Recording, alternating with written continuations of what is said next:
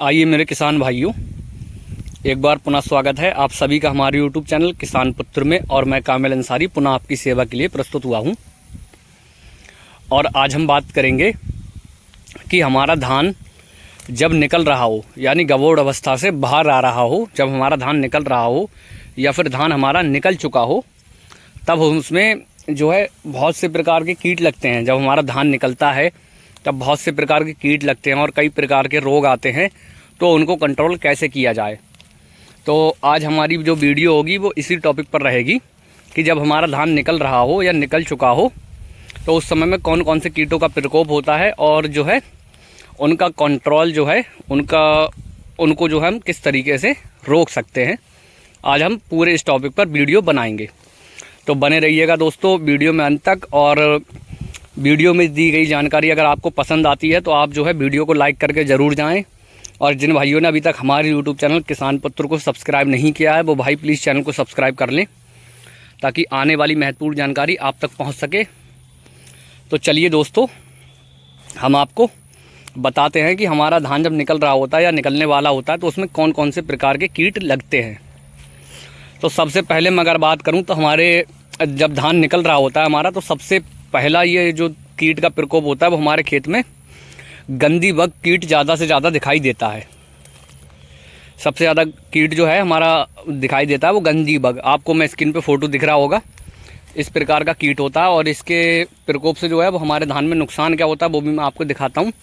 ये जो हमारे धान के दाने होते हैं, आप इस बाली में जो है दाने देख पा रहे होंगे, ये जो काले काले दाने हो जाते हैं, बदरंगी जो दाना काला होता है हमारा बाली के अंदर, वो इसी कीट को जो है प्रकोप से होता है।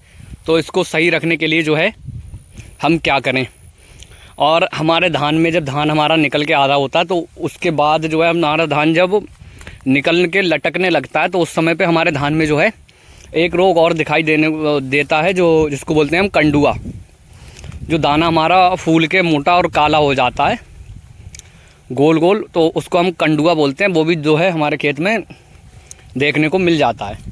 तो इन दोनों को और साथ ही जो है हम अपने धान की दाने की चमक को जो है किस तरीके से बढ़ा सकते हैं, इस टॉपिक पर भी बात करेंगे। और हमारे धान में जो भुनका लगता है उसके निवारण के लिए बात करेंगे। तो अगर आपके खेत में सिर्फ भुनका या फिर गंदी कीट दिखाई दे रहा है, तब जो है आप थाइमोथैक्सम 30% FS फॉर्म में जो आता है उसकी 100 से 120 ml मात्रा प्रति एकड़ के हिसाब से प्रयोग करें, तो गंदी बग जो है और साथ में हमारा भुनका जो होता है उसका निवारण हो जाएगा। और अगर हमारे धान में जो है हमें लगता है कि हम कंडुआ आगे चल के हमारे धान में कंडुआ ना आए, तो उस चीज़ को हम कंट्रोल करने के लिए हम टिल्ट का प्रयोग करते हैं, और उससे हमारे धान पे जो है चमक भी बढ़ जाती है। टिल्ट का हमें प्रयोग करना है 250 से 300 ml प्रति एकड़ के हिसाब से। वो हमारे धान में जो है ये जो कंडुआ रोग लगता है उसको कंट्रोल करता है, दाने की चमक को बढ़ाता है। तो हम उसका प्रयोग करें तो बहुत ही ज़्यादा अच्छा जो है हमें उत्पादन देखने में मिलेगा।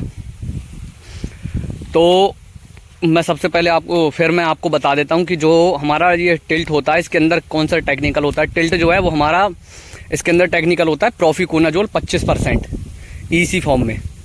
ये जो हमारा टेक्निकल होता है ये फफूंदनाशक होता है, यानी ये जो हमारे खेत में कंडुआ रोग आता है, हल्दिया रोग आता है, इसको जो है ये कंट्रोल करता है और दाने की चमक को बढ़ाता है। कीटों के बारे में मैंने आपको बता ही दिया कि कीट जो हमारा गंदी कीट लग रहा है या कोई और छोटा मोटा कीट हमें धान में दिखाई देता है बाली पे, तो वो हमारा सारा का सारा जो है थाइमोथैक्सम 30% FS फॉर्म से जो है साफ़ हो जाता है। मैं दोबारा से रिपीट कर देता हूँ, दाने को साफ़ रखने के लिए और कंडुआ ना लगे उस चीज़ को कंट्रोल करने के लिए हम टिल्ट की 250 से 300 ml मात्रा प्रति एकड़ प्रयोग करें। और हम जो है गंदी बग जो कीट है और भुनका वगैरह जो लग रहा है उसको कंट्रोल के लिए हम जो है थाइमोथैक्सम 30% FS फॉर्म का प्रयोग करें, तो हमारा धान जो है बहुत ही ज़्यादा बेहतर रहेगा। और अगर हमें जैसे चमक के लिए प्रयोग नहीं करना है तो हम सिर्फ थाइमोथैक्सम का भी प्रयोग कर सकते हैं, साथ में दोनों का भी प्रयोग कर सकते हैं।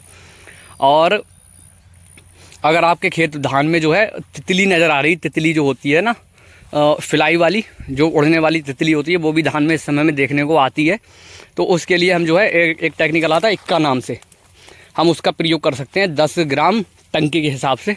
उसका प्रयोग करेंगे तो तितली भी सारी हमारी साफ़ हो जाएगी।